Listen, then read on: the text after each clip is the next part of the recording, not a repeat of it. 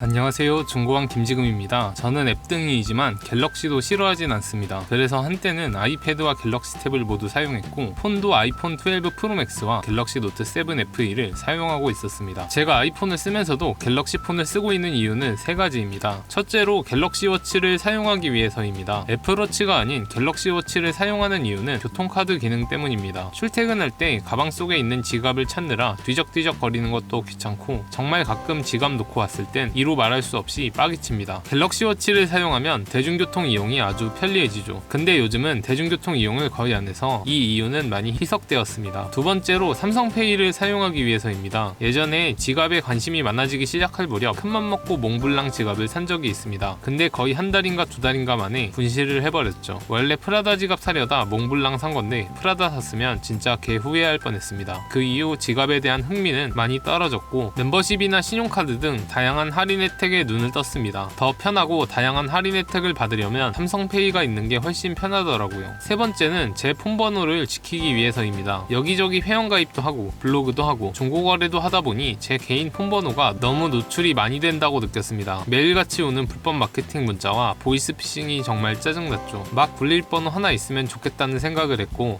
그래서 업무용 및 중고거래용으로 갤럭시 폰을 구매했습니다. 폰을 두 개 쓰면 주변 시선이 돈 많냐? 라는 식으로 보는 경우가 많던데 저는 알뜰폰 요금제를 사용합니다. 월 5,000원으로 커피 한 잔 가격이랑 비슷하죠. 이 세 가지 목적을 모두 달성하는데 월 커피 한 잔 안 먹는 정도면 충분히 이득이라는 판단이 들었습니다. 기계는 감가 쳐맞은 중고폰을 사용하면 큰돈 들이지 않고 사용 가능합니다. 10에서 15만원 정도 주고 폰을 사면 1년 정도 사용하고 되팔아도 감가가 크지 않죠. 그러면서 성능도 괜찮고 실용성도 있을 것, 이에 딱 부합하는 게 비운의 띵작 갤럭시 노트 7의 리바이벌 버전인 노트 FE였습니다. 홈 버튼이 남아있는 가장 마지막 모델이라 감가는 감가대로 쳐맞았으면서도 신형들과 성능 차이가 크지 않았습니다. S펜도 사용 가능해서 업무 볼 때 급하게 필기하기도 좋았죠. 잘 사용하고 있었는데 Z 플립을 보고 이거다 싶었습니다. 폴더블 폰의 보급형 버전이라 금세 할인을 대폭하여 번이 기준 10만원 밑에도 구매할 수 있을 정도로 가격이 떨어졌고 이는 내구성 이슈와 결합해 중고가 폭락을 야기했습니다. 결국 50만원대면 충분히 상태 나쁘지 않은 매물을 구할 수 있었고 그렇게 저는 52만원에 갤럭시 Z 플립 미러블랙 색상을 사오고야 말았습니다. 이 Z 플립은 제가 노트 FE를 선택했던 이유와 완전히 상충됩니다. 가격 대비 성능이 좋지도 않고 S펜도 못 쓰며 내구성이 뛰어나지도 않은 데다가 여전히 높은 가격대의 중고폰이기 때문에 감가 쳐맞을 킥 능성이 충분한 그런 폰. 이런 폰을 선택한 이유는 오직 하나, 간지. 한 번쯤은 꼭 써보고 싶은 폰이 이 갤럭시 Z 플립입니다. 앱등이인 저도 Z 플립 대란 때 그냥 Z 플립 살까 하는 생각이 들 정도였으니까요. 가격이 떨어질 때까지 기다릴까 싶었지만 그때 되면 가성비 안 좋은 Z 플립을 실사용하기엔 상당히 답답할 때 사여 그냥 지금 질렀습니다 는 핑계고 지름신 때문에 질렀습니다. 판매자분이 제가 있는 곳까지 적극적으로 와주셨기 때문입니다. 그러지만 않았더라도 구매하지 않고 계속 노트 7 FE를 썼겠죠. 영업력이 중요하다는 걸 체감하게 됩니다. 이렇게 공수해온 중고 갤럭시 Z 플립의 언박싱을 시작합니다. 박스는 매트한 블랙 색상입니다. 시그니처 컬러인 미러 퍼플은 검은 박스에 보라색 글씨가 쓰여 있는데 제가 구매한 건 미러 블랙이기 때문에 전체가 검습니다. 미러 블랙 색상을 선택한 이유는 한 가지, 가장 저렴했기 때문입니다. Z 플립이 통신사에서 매우 저렴하게 풀리고 있는 추세라 중고가도 꽤 많이 떨어졌습니다. 제가 구매한 제품은 52만원. 특별히 문제없는 제품들 중에선 꽤 저렴한 축에 속합니다. 가격이 빠르게 떨어지고 있는 터라 이 영상이 올라갈 때쯤엔 과연 얼마일지 모르겠네요. 박스는 이중으로 포장되어 있습니다. Z와 플립의 글씨를 나눠서 보여주기 위함일까요? 전체적으로 고급진 느낌보단 소박한 느낌이 더 강해서 아쉬웠습니다. 억지로 고급스럽게 보이기 위해 노력한 느낌? 언박싱을 할 때마다 애플의 패키징이 새삼 대단하다는 걸 느끼게 됩니다. 박스 뚜껑에 매뉴얼과 유심핀이 들어있습니다. 원래 이렇게 들어있는 건지 그냥 따라 들어올려진 건지 모르겠습니다. 언박싱 환영 카드는 흡사 명품 스트 느낌을 줍니다만 그렇게 감명 깊진 않았습니다. 앞서 말한 대로 고급스럽게 보이려고 노력한 티가 나는 것 같은 아쉬움이 듭니다. 폰은 잠시 후 자세히 살펴보기로 하고 옆에 두겠습니다. 내부 구성품은 대충 정리되어 있습니다. 판매자분께서 실사용을 했다는 의미겠죠. 작은 박스 속엔 C타입 케이블과 연결할 수 있는 젠더들이 들어있습니다. 굳이 쓸 일은 없을 것 같아 그냥 단짝 안에 넣어두겠습니다. 충전기 역시 저는 유선 충전을 하지 않으므로 나중에 대팔 때까지 그냥 넣어두도록 하겠습니다. 폰은 얼핏 보면 상태가 나빠 보이진 않습니다만 가까이서 자세하게 보면 약간의 흠집들이 눈에 보입니다. 직거래를 저녁에 밖에서 진행해서 보이지 않았던 것들입니다만 당시 시세 기준으로 저렴하게 구매했으니 감안할 수 있는 수준입니다. 연약하기로 소문난 Z 플립 디스플레이는 잘잘한 손톱 자국들이 있었지만 필름을 붙이면 보이지 않을 정도로 옅어 괜찮았습니다 라고 정신승리하는 중입니다. 애초에 잘 관리된 폰을 구매한 게 아니니 어쨌든 다 감안할 수 있는 수준입니다. 전원을 켜보겠습니다. 저는 LG U+ 알뜰 요금제를 사용 중이지만 기기는 SKT 거입니다. 요즘 폰들이 다 그렇듯 3사 사용 가능합니다. 간단하게 초기 세팅을 해준 후 마이그레이션을 진행합니다. 폰이 가까이 있으면 자동으로 인식해서 카메라 한 방으로 모든 걸 다 해결해주는 아이폰과는 다르게 삼성은 어플을 사용해 연결을 해줘야 합니다. 아이폰의 경우 일부 앱들의 로그인 정보도 그대로 갖고 와 진정한 의미의 마이그레이션이라 할 수 있겠지만 갤럭시는 데이터만 복사해주는 수준으로 일일이 로그인을 다시 해줘야 했습니다. 그래도 배경화면이나 홈화면, 어플 순서 등은 거의 동일한 수준이라 만족했습니다. 카톡 대화도 백업해서 옮겨주고 유심칩을 옮겨줍니다. 삼성페이 설정을 그대로 가져와서 다행히 카드 등록을 다시 하지 않아도 됐습니다. 갤럭시 워치도 기존 노트 7 FE에서 기기 연결 해제를 하고 Z 플립에 연결하였습니다.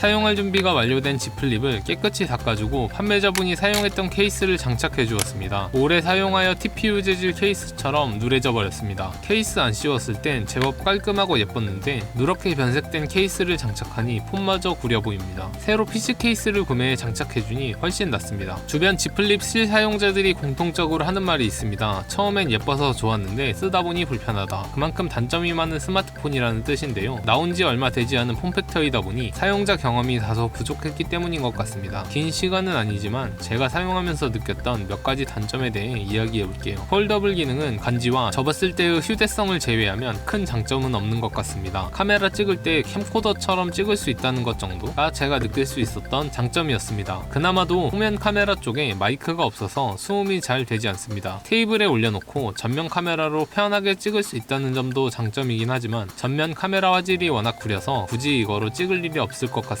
2020년에 출시한 폰이 맞나 싶을 정도로 열악한 카메라 성능도 정말 아쉬운 부분입니다. 후면 카메라는 전면 카메라보단 훨씬 낫긴 하지만 같은 해 출시한 아이폰 12 시리즈와는 비교 자체가 되지 않습니다. 접었을 때의 휴대성도 사실 큰 장점이라고 생각하기 어려운 게 보통 사람들은 휴대폰을 주머니 혹은 가방에 넣고 다니죠. 저의 경우 외투를 입었을 때가 아니면 바지 뒷주머니에 주로 넣고 다니는데 폴딩한 상태에서 뒷주머니에 넣으면 엉덩이 부분이 볼록 튀어나와 좀 이상해 보이더라고요. 두께가 얇은 일반 바 형태의 스마트폰이 오히려 휴대성이 더 좋은 거 아닌가 싶었습니다. 폰 사용할 때마다 접힌 폰을 펴야 돼서 귀찮다는 의견이 많았는데요. 이 부분은 크게 공감은 안 됐습니다. 서브폰으로 사용해서 폰을 볼 일이 많지 않기 때문일 수도 있고 갤럭시 워치를 사용하기 때문일 수도 있습니다. 이건 좀 더 사용해봐야 알 것 같네요. 폴더블 모드로 유튜브 시청도 크게 메리트가 있진 않습니다. 손으로 폰을 잡을 필요 없이 영상을 시청할 수 있긴 했지만 화면이 너무 작아 보는 맛이 안 나더라고요. 폴딩을 위한 가운데 힌지 부분에 폰이 상단부와 하단부로 나뉘는데요. 덕분에 배터리가 들어갈 수 있는 공간이 다른 스마트폰들 대비 불리해 다른 갤럭시